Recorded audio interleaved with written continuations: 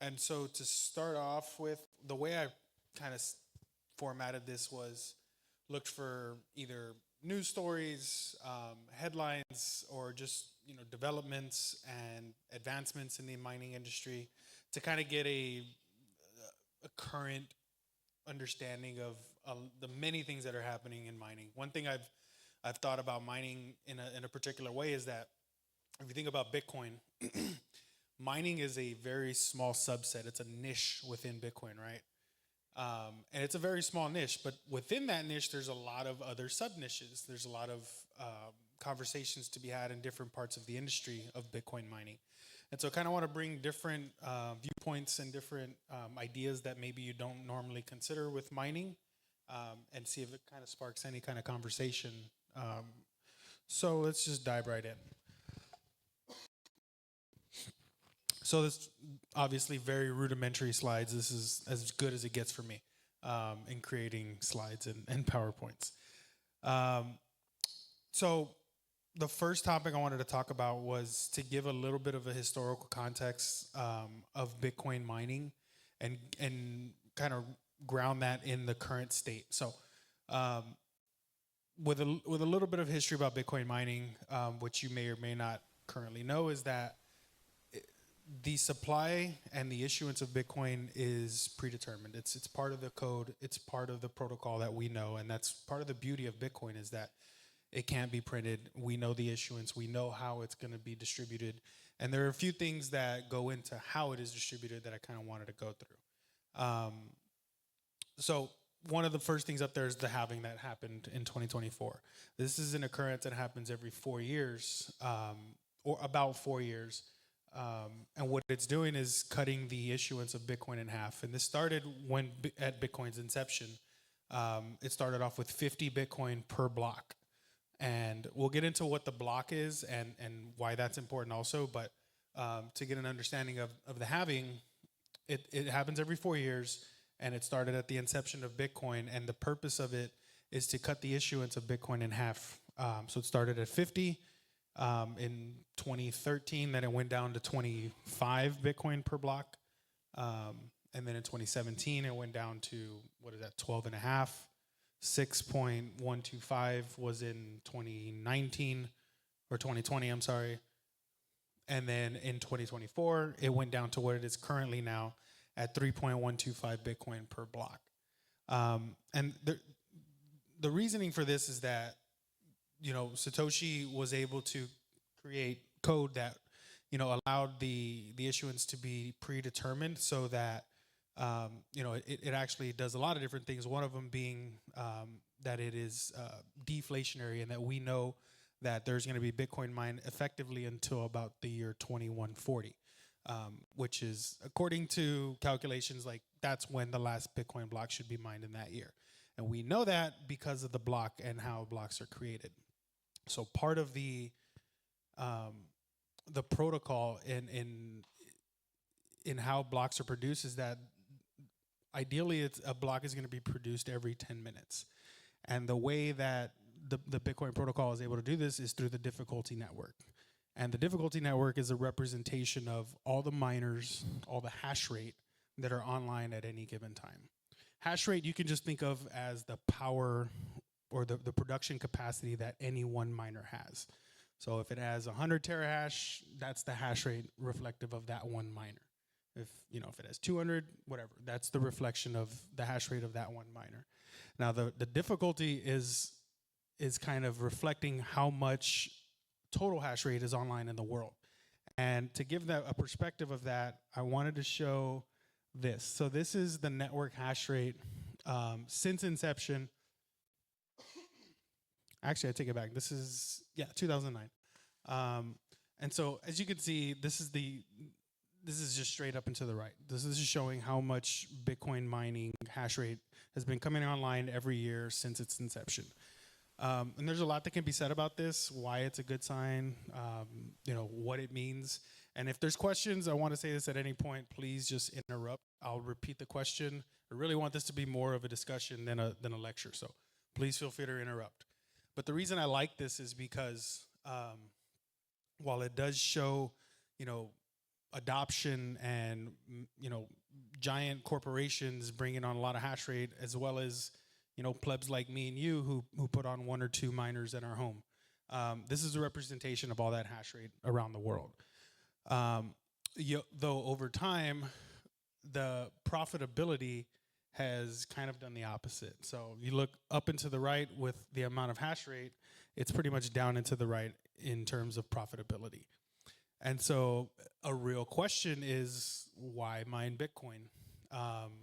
And there's a lot of answers that people will fall into, or companies, or whoever it is that decides to mine Bitcoin. A lot of times they get there for a very particular reason.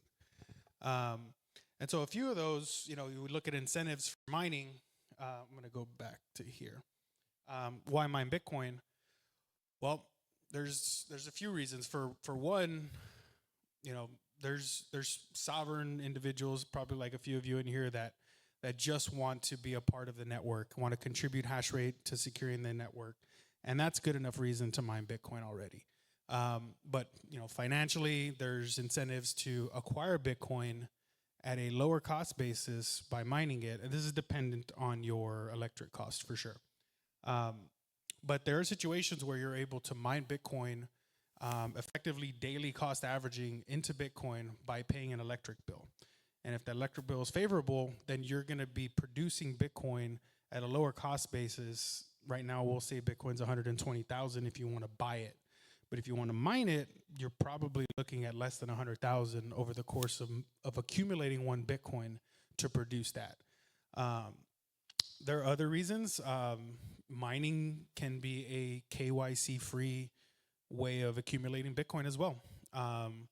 From the initial purchase of your mining hardware to, again, you're accumulating Bitcoin by paying an electric bill.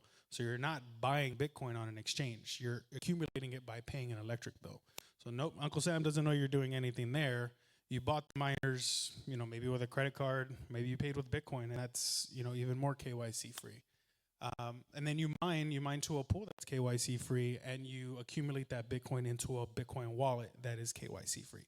So good question. KYC is know your customer, and it is the foundation and a very fundamental way that financial institutions do business nowadays. They have to know your customers. So they need to know your address, your name, your social security, all your personal information.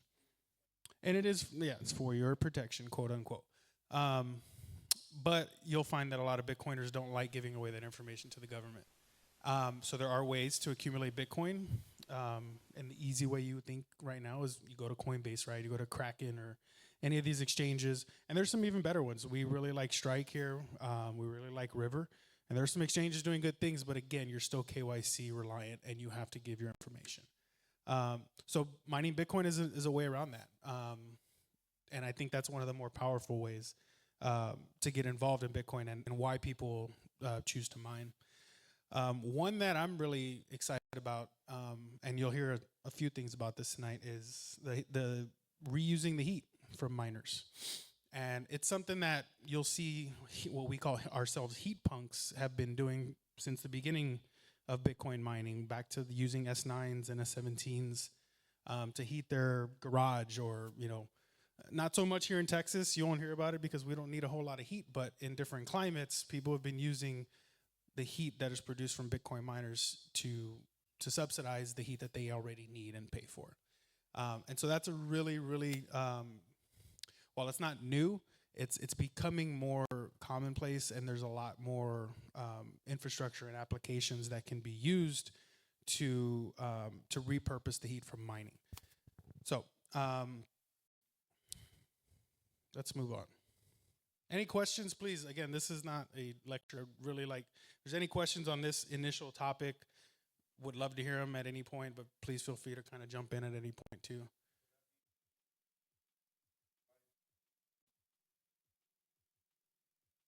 Yeah, so this one is really just showing the accumulation of hash rate, and this is an exahash, what we call exahash. So it's kind of hard to explain it, but one exahash is like 1,000 petahash, and one petahash is 1,000 terahash. So it's on the order of lots of zeros from where we started. And to give it a little context, miners, call it 8 years ago, that were ASICs with the same type of miner that we use now, were producing about 15 terahash. And now the most efficient miners and the highest terahash per miner, anywhere from 200 to some models have like 700 terahash. And that's pretty good. 700 terahash going into, call it 700 exahash, would be on the factor of times 100,000, or is it a million? So it'd be millions of these machines online at any given time. And then, like you said, this next one is reflecting. I didn't give this too much explanation, which I think it should. The hash price index is representing how much you're earning per petahash. So petahash, again, 1,000 terahash. Every 1,000 terahash, this is reflecting how much dollars you're making. And I think right now it's somewhere on the order of like $60 or $70 is what your revenue is going to be for every 1,000 terahash of mining. And as you can see, the glory days of the 2020s and 2021 are long gone when miners were really making a lot. Okay, let's move on. Political and regulatory developments. This one was kind of, I just wanted to throw it in because I thought it was interesting, and this is not supposed to be or intended to be any kind of political citing, or I just want to get that out of the way. Don't really care, but I thought this was interesting. So, a few things. At Bitcoin 25 in Vegas, there was a very big presence of politicians, people that are suits that live in Washington and just are in a different planet than myself and what we do. But they were there, and there's a lot of policy going through. One thing that stood out was a new company called American Bitcoin, I believe is what it is. Yeah. Eric Trump, Donald Jr., they've raised $220 million to buy Bitcoin and to mine Bitcoin. There's also, I think it's Donald's media company. So something of upwards of 1 to 2 billion is being raised from investors just to buy Bitcoin. We know that the current administration is crypto or Bitcoin friendly. You know, Trump has said at that, it was last year before the election at the previous Bitcoin conference, that America is going to be #1 for Bitcoin. This is going to be the best place to mine Bitcoin, to be a Bitcoin company. It's just going to be very friendly to the environment. Yeah, energy as well. Another thing that was somewhat related, but kind of is going to lead to the questions I want to ask in this topic. In 2021, we saw what happened with China and the mining ban that they had internally, which shut off, at that point, I think they were still the dominant producer of hash rate. But when they shut off the difficulty rate that we talked about earlier, which is a representation of the mining hash rate online at any given time, it dropped significantly. And that was immediate, and it was because the government decided that we didn't want our power being whatever the Chinese government said. Something recently happened with Russia. There's I don't know if it's a petition or if it's been enacted, but they have a lot of subsidized power in the country. And Bitcoin miners, small companies, medium-sized companies that were using this subsidized power are now being shut off by the government. The government no longer wants crypto or Bitcoin miners to be benefactors of subsidized power. And so one thing regarding this whole regulatory development, it doesn't really speak to one important thing about Bitcoin, which is hash rate decentralization. And in America, we are in a melting pot and a current climate where mining is okay. We have places like Texas, which are inviting and really growing the industry because of how friendly it is. And as much as an American, like, really happy to see our country doing these type of things to not be on the outside of Bitcoin and not be on the outside of mining.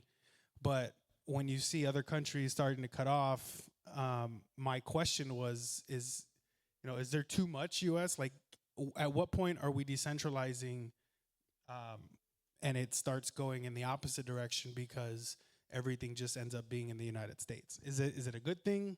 And I do want to again encourage a lot of questions or discussion, but so recently there was another drop in, and this is the kind of the cool thing about Bitcoin and watching on chain transactions and real time data is that we can see when a big significant portion of hash rate just falls off. Like, why did that happen? So what G's talking about is recently there was a big drop in hash rate, and it was around the time of the recent Iran and who was bombing each other? Yeah, Israel. Sorry. And the thought was that maybe this came from, mining operations that were happening in Iran that were under the no one knew about, that they weren't telling anybody about, but had to either be brought offline for the need for power, or maybe they got taken offline. There's countries like Bhutan that is a very small nation and a tiny chunk of like global GDP, but they're stacking Bitcoin every day. They have a high local presence of hydroelectric power that they're using to mine Bitcoin. So the thing is, like, when we say, like, I think that's a great thing. And I think countries like El Salvador, who are mining off of volcano power, there's a couple other countries. South Africa has a state-run utility company that is looking into mining Bitcoin with their excess power. So you see all these different places trying to decentralize hash rate, and then others dropping off. Nonetheless, the U.S. is still about 40% of global hash rate, at least. And then if we start talking about mining pools, which we can get into also, there's a level of decentralization at that level, at that too. So as being an American, does it matter to you how decentralized or centralized the hash rate is if it means that a majority is in the US, or does it not matter?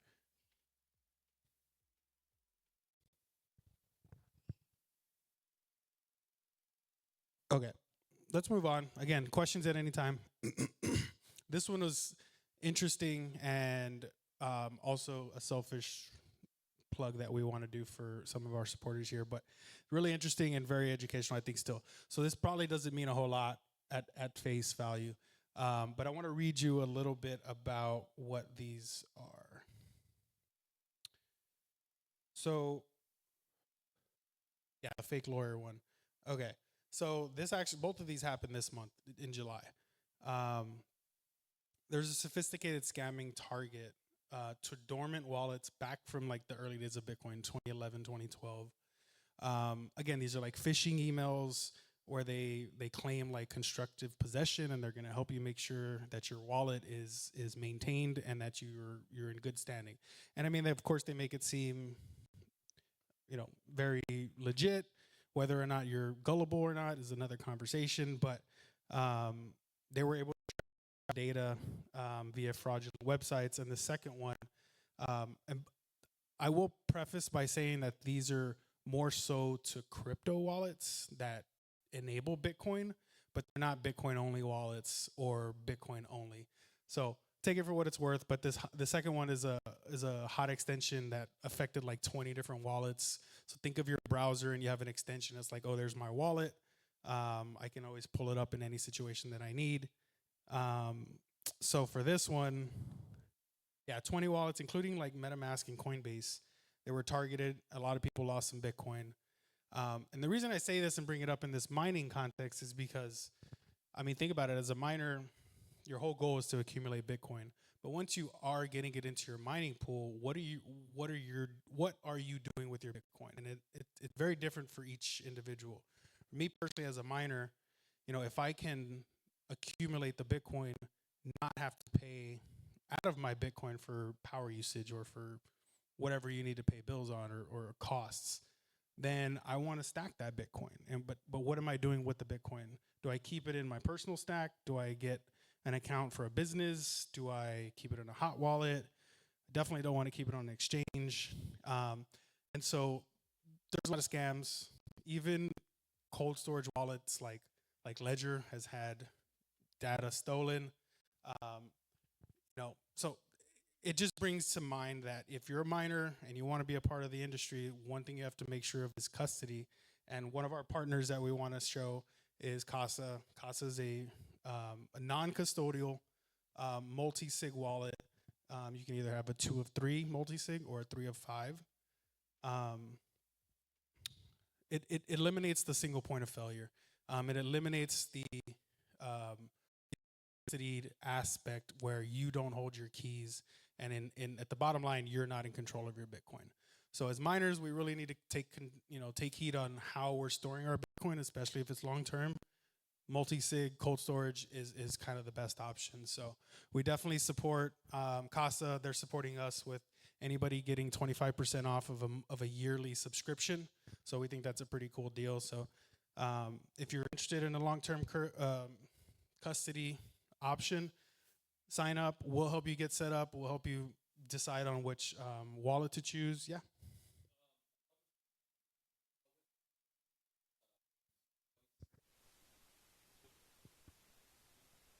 Right. Yeah. So good question, and I don't have the details offhand, but I know yes that there is what are they? It's not insurance, but I guess it's insurance on your Bitcoin. There's a better word for it, I think, and I've seen it. And there's neobank options like Custodia, which is looking to get completely regulated in the U.S. And it's a neobank because it's Bitcoin reserves, Bitcoin backed, and in situations like that, I think it might be a little easier. But I can't think of the name of the product, but I know that is one thing that's actually currently available. Yeah. Anyway, questions again? Please feel free to yell out. But let's go ahead and move on. Um, again, this one is kind of one that I'm personally really passionate about. So we'll give a little bit of information about it. What's cool about it? What issues we have in the industry?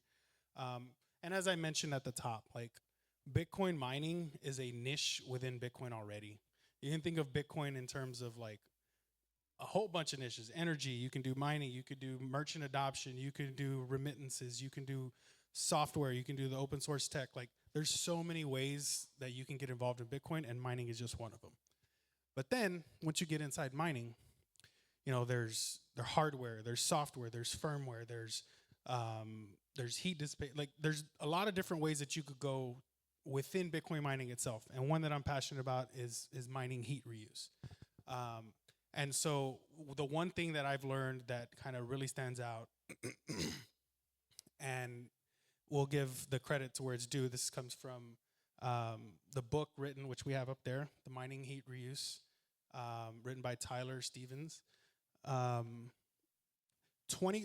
think of it this way.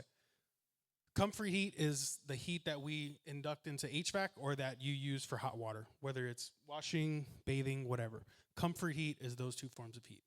And those two forms of heat represent 25% of all heat that's used globally. That's a quarter of the heat that is used.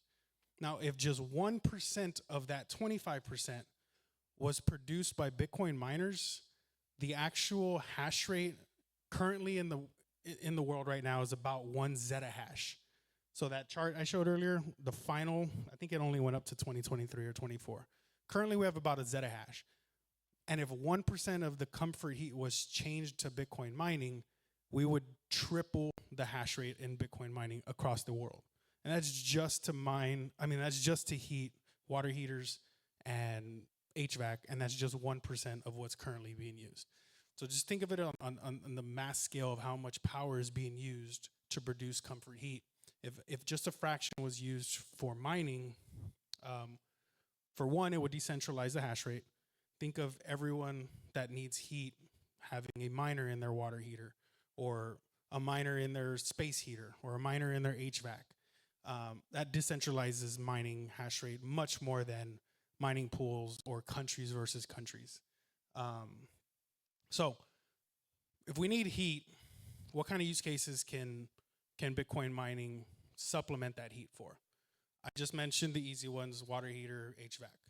But expand it out. What other ways could Bitcoin? What other ways do we pay for heat right now? And don't think of just yourself, but think of business and industry bigger than us. Pool heaters. I forget the number. I looked it up once, but the percentage of people that own pools in certain regions across the U.S. is astronomical, and a lot of them. Now, again, we think of ourselves in a bubble here in Texas. We don't need a lot of heat. We don't heat our pools, but we're not the only ones. You know, in the U.S., much less throughout the world that need heat produced. So there's already currently applications that are specifically designed, nice little immersion, 2x2x3 setup that can hook up to your water heater, can hook up to your pool heater, and you can supplement the heat that you're already using and paying for with Bitcoin miners. Other use cases. So the one I really want to kind of get you guys to think about is think of what industries and what businesses use heat and kind of already have it and see it as a sunk cost. Like, I know I'm using X amount of dollars just to produce heat every month. Think of laundromats. Think of hotels that have hot water and washing 24/7. Think of car washes. Think of, shout them out if you know any others. Think of who uses a lot of heat. And no matter what, they know they have this sunk cost every month because they're paying this much for heat. What if you went in there and told them, hey, you're already paying, call it $10,000 a month for your heat needs. What if it would cost you $3,000 a month instead? Or what if it's free and you make a little money instead and you're getting the same production of heat? Well, it's important because miners are producing heat the same way that a space heater produces heat. 1 watt of electricity being drawn out is producing 1 watt of heat being expelled. So it doesn't change. It doesn't matter what's producing the heat. So you can start to think about things like water heaters or HVAC units in terms of smart versus dumb, how we think of our smartphone. Does that water heater mine Bitcoin also? No, it's a dumb heater then. We're going to get to the point where you're going to be able to walk into Home Depot and there's going to be a smart water heater next to the dumb water heater, and they're both made by GE. You get to pick. The smart one's a little more expensive, but it's paying you back, and you're going to ROI over a certain period of time. Or you can just keep your dumb water heater, and it's cheaper. There are challenges, though, and this particular niche, this particular industry is very young, that what we heat punks, and I don't claim that myself because I'm not a tinkerer. I'm a heat punk in the sense that I'm trying to bring this knowledge to people and eventually sell products that people can be happy using. But right now is we don't have those products. We have a few options, and what heat punks are doing now is taking apart a miner, pulling out the hash board, pulling off the ASIC chips off the hash board, and using those chips to create new form factors that work for what they need. Because the miner is a giant 30-pound clunker-looking box, and it's not conducive to a lot of the form factors that we need to put it into your HVAC or to put it into your water heater or your pool heater. They're not making these chips and miners for those purposes. They're making them to plug them into a data center and just let that thing run. So, again, I mentioned I'm pretty passionate about this topic. So one thing I'm doing kind of fun in my spare time is I have a little newsletter. I encourage you guys, if you want to learn about hash rate heating, I've been putting a little bit of information, very high level, because I want this to be geared towards people who really don't even know about this industry or Bitcoin. But I want people to understand, like, there is a way to subsidize the heat costs, and you don't necessarily have to know a whole lot about Bitcoin or mining. So we're getting there. There's a lot of information out there, and I'm trying to collate it all so that anybody can go find it and get some information. Not doing so great with keeping up with it as a weekly, but we'll get better. Yeah.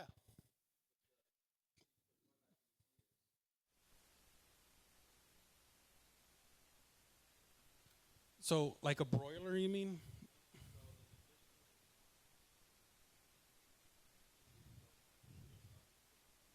Water heaters, yeah. Yeah. and it's like that big, right? It's nice and flat too to the.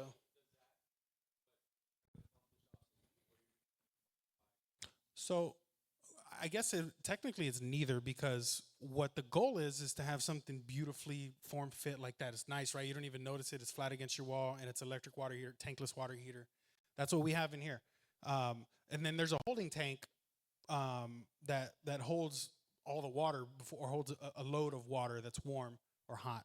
But so the thing is that we should be able to get to the point where there's looking device that has ASIC chips inside, and it's going to be an important point will be made on one of the next slides. The hard part is that we don't have access to just those chips. So if we do, and as we are becoming more able to get access to those, then somebody can actually just go create, whether it's a company, whether it's, like I said, GE earlier, or it's a tinkerer, it's a small startup business, they can go create a water heater, tankless water heater that is running the same way effectively, but using ASIC chips to heat the water instead of electricity or propane or natural gas. That's the only difference, is that the heat that is being produced, and these types of, like, think of your HVAC or your plumbers, the equipment, the tools, the stuff that they're installing is the same stuff and the same methods that have been used for 50, 100 years in HVAC and in plumbing. That stuff's not changing. All we're doing is changing the source that the heat is coming from, and it's still going through these same processes that these HVACs and these plumbers know, and it's just the same end result, but a different source of heat. So it's kind of hard to say no or yes to your question, because I think eventually it will be there, but right now it's just not. So maybe it's yeah, it's best that we go into this one because it kind of leads into this. Unless there's more questions or anything about the hash rate heating, again, you can jump in at any point. Okay, so I mentioned that these chips, they come in Bitcoin miners. They're these clunky box-looking things that weigh about 30 pounds. It's also been 90% dominant manufactured in China. There's Bitmain, there's MicroBT, and there's Khan. And all three of these are Chinese companies that have been producing the majority of these Bitcoin miners for the past 10 years or more. There are now US-based innovations, we'll call it, a couple companies that are trying to change this. Auradine is a US-based company that produces miners, but they also recently, a couple months ago, actually at the Bitcoin event in Vegas, announced that they're open sourcing and selling a la carte their chips. And this is the important part to your question. This is one of the changes that is going to enable companies or people, manufacturers and OEMs, to be able to produce finished products that we can put on the market or put in store shelves that look like a tankless water heater. Because the chips are available a la carte. They can put them into certain form factors and build around that instead of pulling these chips out, and it's much more cost effective to do stuff like that.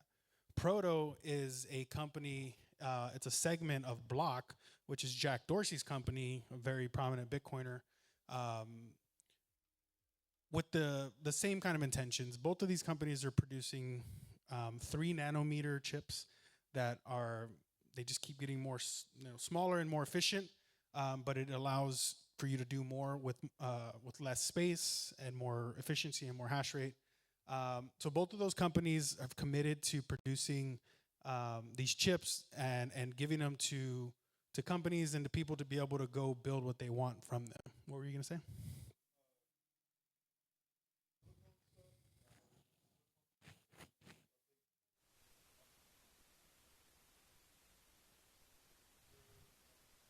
So that's a good point, and it kind of leads into the other half of this topic. Is generally we'd been relying on China because they're the main producers for all this.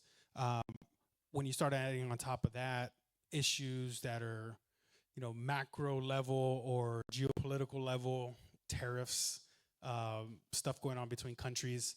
I know personally, as an ASIC salesman, of people who, my customers and and others who are either having their miners held up in China or are having extremely high tariffs being imposed on them just to get their hardware sent from China.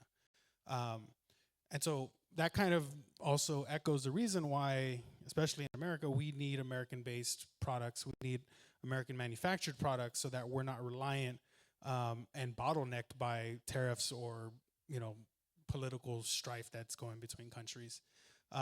To your question, G, like the what I can say is that I know Auradine and Proto have committed to producing the silicon so that they can put these chips in companies' hands to be able to do what they want with them instead of just forcing them to buy a full miner. Um,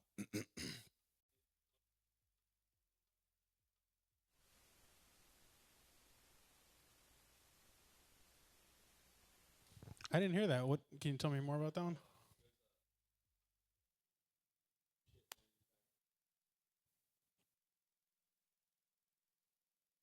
Hmm. No, yeah, I hadn't heard of that. I'm not too sure, but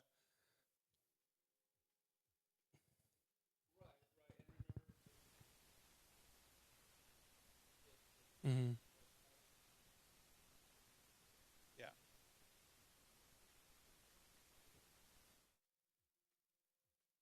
Right. Well, what it brings to mind, at least for me, immediately is so Bitcoin miners and the Bitcoin industry in general needing these chips. We're like a small ant compared to like Nvidia or giant companies that need these chips on a much bigger scale than Bitcoin miners do. And so like where do Bitcoin miners fall in line on the demand for these chips? Like it's very low. That we're not competing with a lot of these, you know, multinational corporations that are on regular buying hundreds of thousands or millions of chips per month and paying 12 months out in advance for them. We can't compete with that, or at least most miners can't. So it's kind of like it brings to, you know, at least to mind the importance of, for one, US based Bitcoin focused producers of these chips so that we know we have the supply, for one, so that we can expand and keep the industry, you know, burgeoning, but also so that we're not subject to other countries and geopolitical issues like that. So um, I want to bring it again to heat reuse because when I was thinking about this slide, I was wondering like what what kind of incentives can the companies, and again, there's only a couple, Aradine and Proto, I want to name right now, but there needs to be more of them. We need more chip makers. But what's the incentive? And I always think of it in terms of supply and demand. If there's the demand for it, the supply will meet it. Um, that's just business 101. And so, how do we get the demand higher? How do we get the demand so that there's US based companies that want to produce these because it's a business smart decision for them? How do we show them the incentive that we have the demand, we have the buyers, we have the industry, but we just need the chips made? Maybe it's heat reuse. You know, maybe it's the reliance on American only. Um,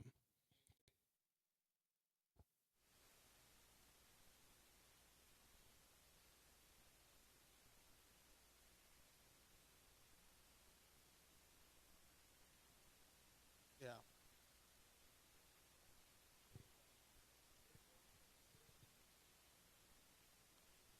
And I think most or a lot of Americans would tend, and maybe I'm over speaking, but I would assume a lot would feel more comfortable with an American made product or versus not.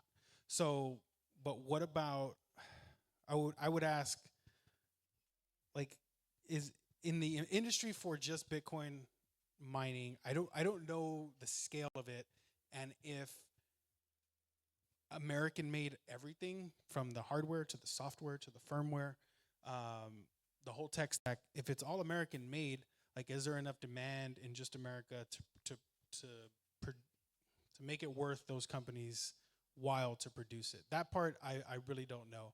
I don't know what the right incentive is to make sure that U.S. companies are encouraged and incentivized financially to build these products. Because if not, then we're just again reliant on overseas products and companies that we just don't have any control over. It's a bit of a catch-22, or a bit of like a chicken and the egg, and I don't know which one's coming first. Like, do you need to show the demand so that the supply gets there, or do we need to encourage the supply because we think the demand will be there?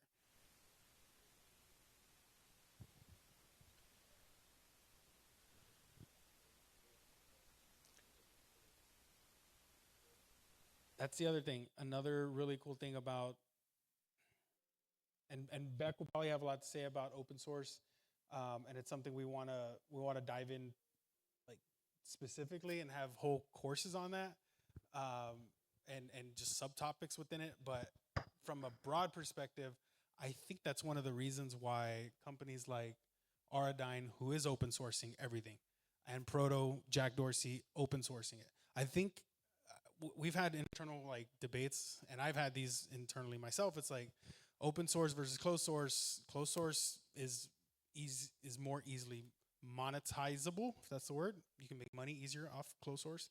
Um, but is that the main reason for these companies doing what they're doing? I really don't think so. I think a lot of these are kind of mission based and really, more so trying to solve real world issues. But I don't know. I think it's something that we're going to learn a lot coming forward, in the coming months and years, is which of those incentives are really what these companies are behind. So I don't know. I just think that we have to find a way to make sure that we can have long term production of ASIC chips and mining infrastructure outside.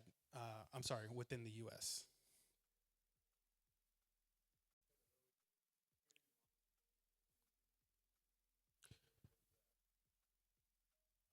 Okay, so at the very base fundamental level, when you mine Bitcoin, um, so you plug in your miner, you're connecting to the Bitcoin network to be able to receive the payouts, whether it's pooled or mined solo, which we'll talk about solo here in a little bit. Um, you have to have a destination to where your coin's going to go. So a mining pool is just the intermediary that creates the block template for you, and once your pool or your worker solves the block, um, the pool is going to distribute those coins based on your hash rate and based on the payout schedule it has and the payout scheme it has. There's different payouts depending on, pay per last share, depending on your full share of miners, and these are very intricate kind of terms that we would need more time to go into. But basically, you need a destination for your Bitcoin to go to. That's a Bitcoin wallet. The mining pool where you earn and daily collect your mining earnings will send those earnings to your wallet. So it goes from the Coinbase, basically not the company, but this is where the Bitcoin is formed or produced. It goes from there to the mining pool to your wallet. So you need to have a destination for your mining, whether it's a cold storage wallet, hot wallet. The pool is just where you're accumulating your Bitcoin as you do the mining process. Right. Right. Um. Okay. So I did have a couple just rapid fire kind of topics. Um, thought we could go through. Maybe it sparks some thoughts or conversations as well. I mentioned this earlier that the U.S. is the leading producer, mining about 40% of the global supply. But I wanted to ask.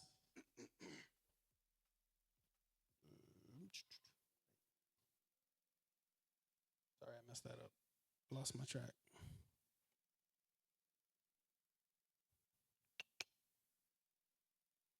Whoops, sorry about that.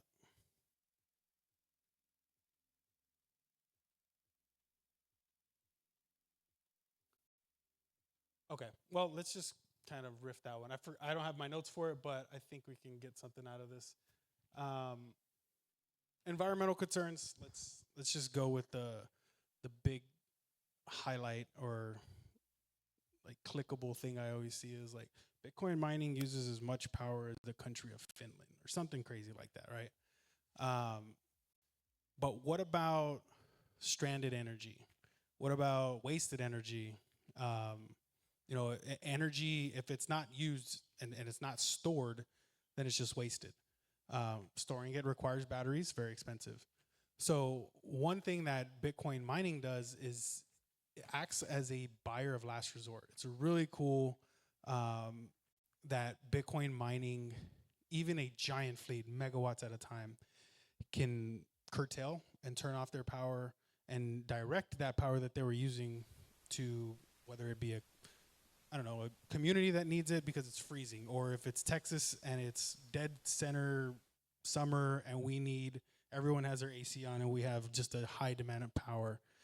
Miners in Texas have for years now been known to be contributors to the grid because they can turn off that demand at any time and send that power to where it needs to be. But when there's not the high demand and the grid has all this excess power and there's no buyers, they're not monetizing that power. So Bitcoin miners fall into that real little perfect niche of being a buyer of last resort because they'll turn on if you have the power and it makes sense for the miners, at least if that rate is at lower than your production cost, then it makes sense for miners to be online. So while there's always going to be these clickable links and stuff you'll read in the headlines that Bitcoin mining is just wasting energy. What if that energy is also being used twice, a double spend of energy to heat someone's home or to heat their pool? You can't really just lump everything into Bitcoin mining is a rabid energy waster. It's very situational. There are situations probably where nobody's mining Bitcoin in California. It just doesn't make any sense. Electric rates are too high. They don't really need a whole lot of heat. So in certain places and in certain situations, it is very smart to be mining Bitcoin. And then a philosophical one I'll just leave this on is like, it depends who you ask. What is the value of using energy? I think mining Bitcoin is a great use of using energy, especially if it's wasted or stranded energy.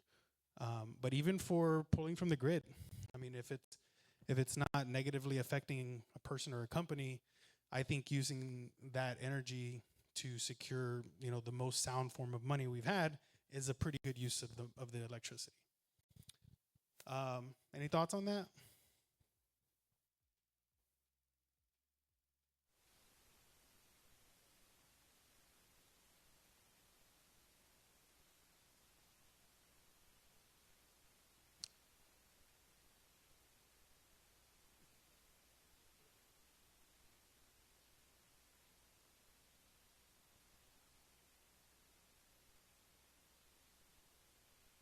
Well, so another cool thing that I learned, picked this up from the heat punks, and I think I've seen this even with CPS, but I know a lot of utility providers around the country everyone wants to go green, right? They want more efficient heaters, more efficient ACs. They want to get off of, for instance, natural gas and go towards electric more so, or propane. They're really focusing on pushing incentives, even financial incentives, tax incentives, towards changing your system to be fully electric, because electric is just greener. You can produce electric, through renewable sources. Bitcoin miners are electric heaters. So if I go to, I don't know, a homeowner, a homemaker, a home builder, a HOA, an apartment complex, and tell them, hey, we'll switch out your entire heating source and application. We'll get you green certified, because your county is giving tax incentives for being a green producer of heat and AC. Well, we'll check that box for you also, but also give you incentive to make money back on the electric that you're spending for that. So there's a lot of ways to kind of turn Bitcoin mining into the green revolution of, heating and cooling your home, or heating your home, I should say. So just another way to think about it. It's not always just a waste of energy, but think about what the energy is being used for. Solo mining resurgence. So at the beginning of Bitcoin mining, it was all solo mining. There was no pools at the beginning because, for one, it didn't require a whole lot of hash rate or computational power to mine Bitcoin. You could mine it on this laptop. There was websites where there was a Bitcoin faucet. It was a faucet literally giving you Bitcoin for free if you wanted. You just put in your email address. The ways of being able to produce Bitcoin through mining have changed. Back then, you were able to, like I said, mine Bitcoin on a computer, and it got to the point where the difficulty rose. It required more competition from computing power. So ASICs literally stands for applied specific integrated circuit. It's specific for one thing. It does one job only, and that's the SHA-256 algorithm that Bitcoin is mined on. So all these miners down to this BitAxe chip right here is one mining chip right here. It does one thing and one thing only. For a while, you could mine solo. People were mining blocks all the time, 50 Bitcoin, handing them out like nothing, paying 10,000 Bitcoin for pizzas. That was back in the day. It got to the point where you needed more hash rate, more computational power. ASICs became the norm, which are still the norm. And to be able to compete, mining pools became the majority of the way people mine Bitcoin. You would point your hash rate, whether it's this or hundreds of terahash or petahash, to a mining pool, and depending on how much hash rate you have that is representative to the whole pool, you would get paid out that amount. Again, there's different payout methods, but just think of it in terms of you represent 1% of the hash rate on the pool, you get 1% of the earnings of the pool. Hmm? That's an easy way to think about it. Like I say, you paid 10 of the $1,000 that won. That's what 0.1%. You would get that in terms of what you won. So what you put in is what you get out.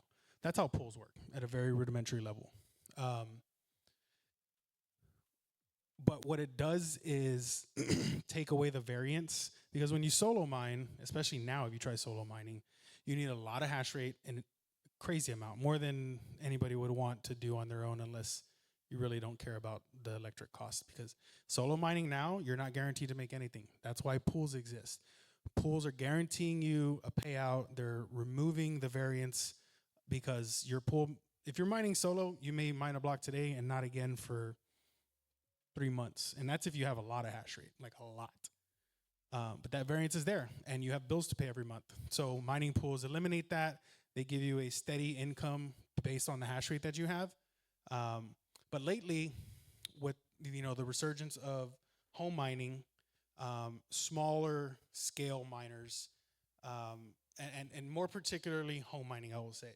So there's a lot of really cool applications. This is a BitAxe. But you wouldn't want to put this in a mining pool because you're not going to make anything. This is 1 terahash, but it's the cheapest and coolest lottery ticket that you'll ever find.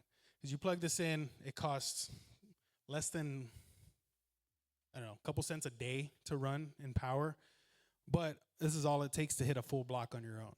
So you solo mine, and if you mine, again, at the top of the talk, we talked about how much Bitcoin is on each block, in each block right now. Right now it's 3.125.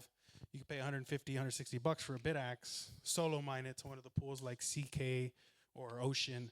And if you mine the block, then you win all the Bitcoin. And I did want to show, I don't know if I can actually do this. Can I pull up a web page? There's been a lot actually. So it's kind of cool. Like there's a BitAxe that is solved, but a lot of like 100 terahash miners. One miner, 100 terahash, costs maybe 1,500 bucks right now. But okay, let's see. So there's pools that are solo pools. So it's kind of confusing. Most pools are pulling together, but there's and what the pool is doing is just creating the template for you. You're still mining. Um,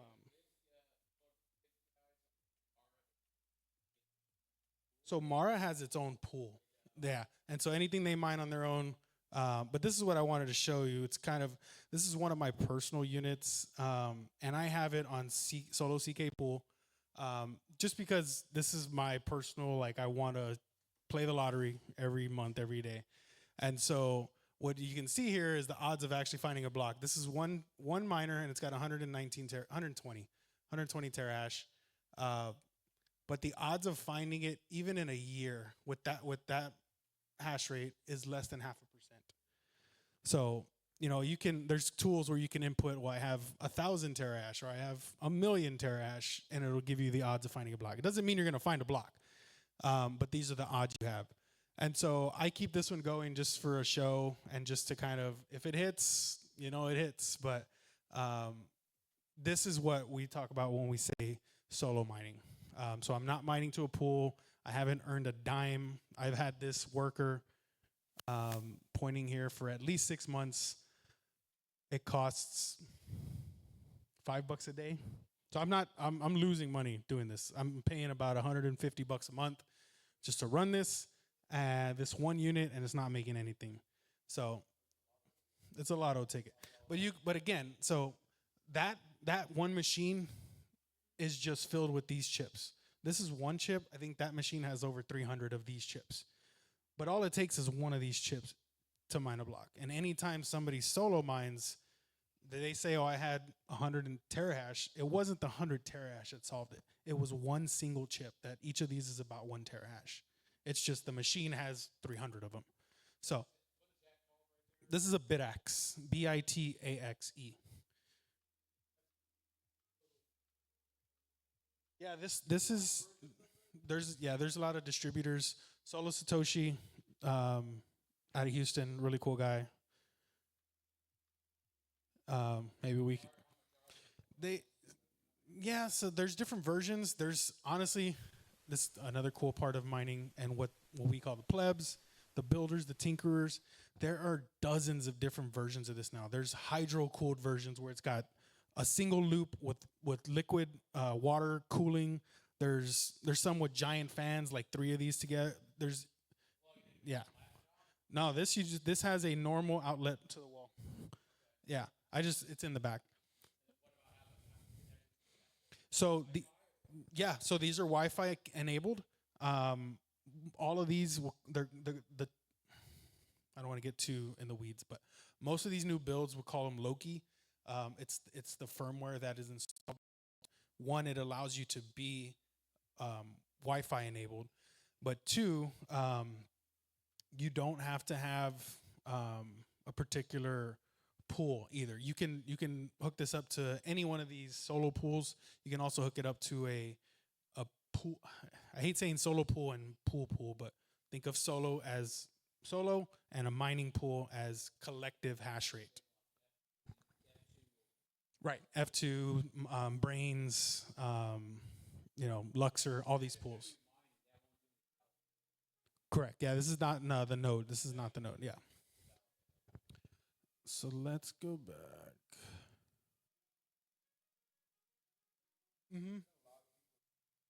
Yeah. And it's cool because like there's a little community, or not a little community, but a lot of people that own these. And if you stay anywhere near like Bitcoin Twitter, when everybody knows, again, the beauty of the blockchain, we know when one of these hits. We just don't know who hit it. So you'll see somebody posting like a BitAxe hit a block number, whatever. Here are all the stats. Everybody runs to their BitAxe to go see, was it me? And it's like, oh shit, it wasn't me. But it's cool because like you're part of that community. You're contributing. It's not a whole lot of hash rate, and it feels like a lottery ticket every day. But this lottery ticket runs every day, every 10 minutes per day. So you have a chance at hitting it every 10 minutes. Buy it for $150 and plug it in forever. So yeah, they're sold out. that one's really new. I know. So that's a previous version of it. This one that I think the one you're talking about recently just came out again. Yeah. No. They're all pretty. And the thing is like you'll always, especially with Solo Satoshi. Yeah. See, so there's some that have more. They're higher hash rate. There's different versions of them. They're super cool though, and it gets your foot in the door, gets you tinkering. It gets you excited about mining, and then maybe you move on to different parts of mining, bigger miners. Or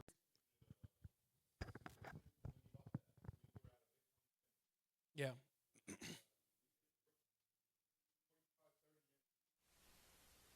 and we can get Jason down here, I'm sure, to come do the same thing. Yeah,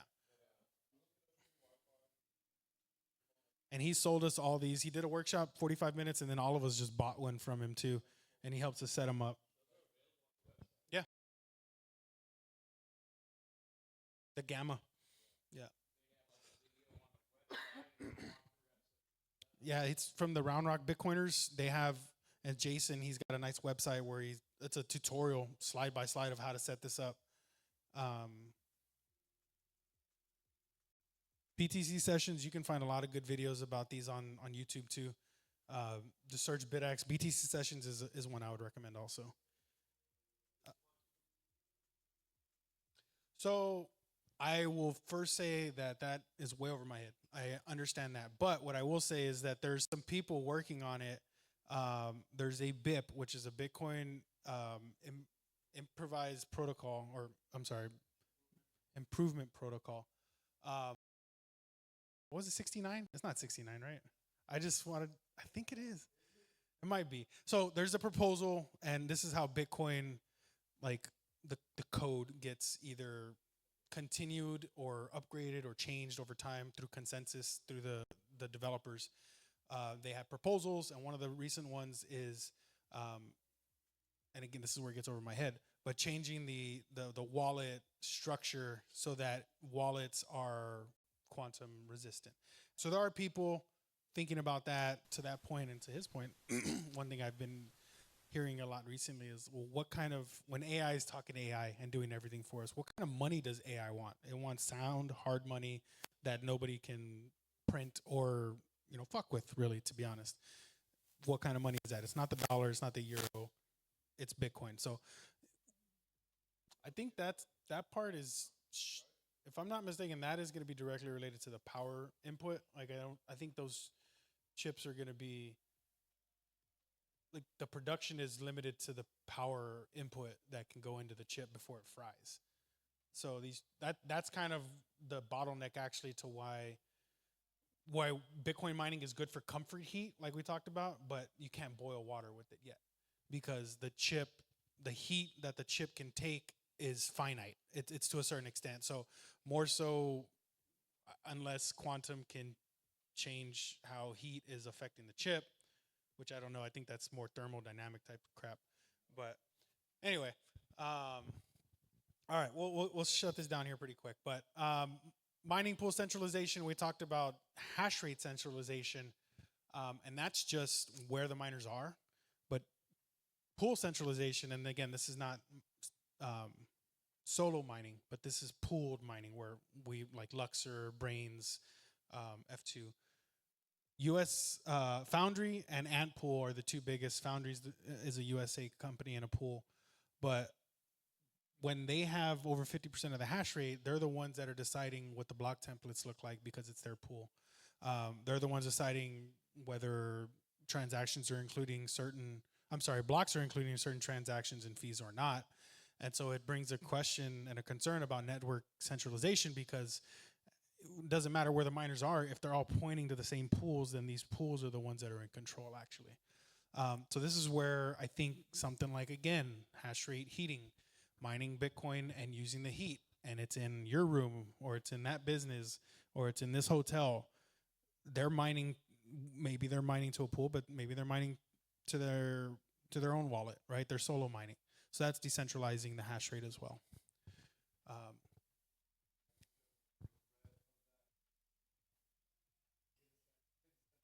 Yeah.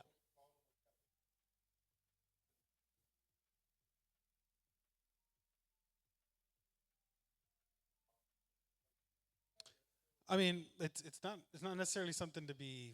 I guess it can be fixed, but it's more of like where miners are sending their hash rate, and it kind of goes to that ethos that Bitcoiners say, not your keys, not your coin. Well, similar, not your hash rate, not your coin, not your miner, not your earnings, whatever. If your hash rate is going to a pool that has the ability to censor, then it's not necessarily your hash rate, anyways. Um, Ocean, real big fan. Gives you the ability to create your own template so that this is where you'll find like hardcore Bitcoiners differ on what solo mining actually means. Because that thing I showed you earlier, solo mining that I'm doing, some hardcore Bitcoiners would say I'm not solo mining because CK Pool is still constructing the block template. Now, while it's my hash rate and I would still get paid everything myself, I didn't create the template, so it's not technically solo mining. What Ocean gives you the ability to do is create the template yourself. And so you would see in the mempool where the Bitcoin is being produced, you could see each block got mined by. It would actually show who mined it instead of a pool mining it. So there's always going to be some give and take with that, but this last point I'd really just forced in there. Bitcoin mining's noise pollution. Cooling fans create significant noise, leading to community complaints, mining heavy areas. Okay, so the thought around this was, and I've even heard about it happening in Texas, but some states are like really opposed to mining and for certain reasons.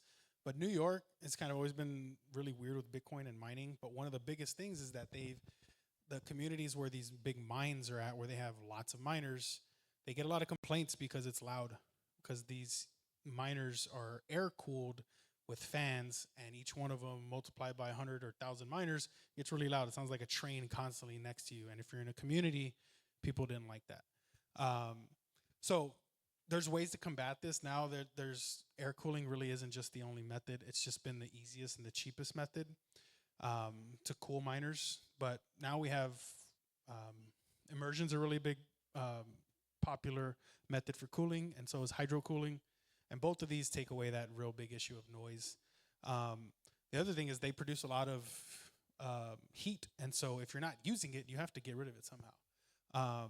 And so a lot of big miners and operations have had to come up with creative ways to deal with heat if they're not just blowing it out with big fans. And those big fans also cause more noise. So it's just something to think about in terms of where most of the miners actually are. If we talk about how much hash rate is online, well, where are these miners at? A lot of them are in giant facilities, and they have to do something with that noise and that heat. But some of the now available opportunities to combat that are with either reusing the heat or immersion. Oh yeah, so even at home, like, it's a good point. I'm glad you brought that up, because one of the biggest things to stop people like me and you who want to plug in one miner at our home because we want to mine Bitcoin is the heat and the noise. Like, what am I going to do with that? My wife doesn't want me putting a miner in the living room where it sounds like a train and it's just spitting out hot air all day. So there are some solutions even for home miners to be able to take part and mine, but deal with those issues. So what G was talking about is, it's called the black box. It's from a company called Upstream Data out of Colorado. And it really is a black box, but it's created and designed to, I think the word is attenuate the noise, to bring the noise level down. So think of like dampening sound foam. It's also designed so that the heat is going to be expelled one way, the intake is pulling in air the other way. So it's really designed for a miner or two. I think the black box holds two. You put it outside, real nice, weather resistant. And it's got everything you need to just plug in your miners, plug into power, and it keeps your miner safe. It keeps the heat and the noise out of your home, but it allows you to keep mining on a smaller level. So cool products like that are available, but noise pollution and heat pollution at home mining level. Timing was actually pretty cool. Any questions on this? Any just thoughts, or just want to chat about anything? Yeah. I appreciate you guys letting me shout out you for a little bit. We're always happy to have conversations about mining, Bitcoin, anything. So feel free to hang out. There's some drinks, some food left, I think, still. But thank you again for showing up. And we'll try to do these every month, right? We're going to do third Monday of every month. We'll do a mining workshop. A lot of Socratic type stuff like this where we'll go over topics. Maybe we'll have more concise topics that we'll go in depth on. Really like to hear some feedback. And if you want to write anything down on the board, that's what it's there for. Let us know what you want to talk about, even if it's not mining. Thank you.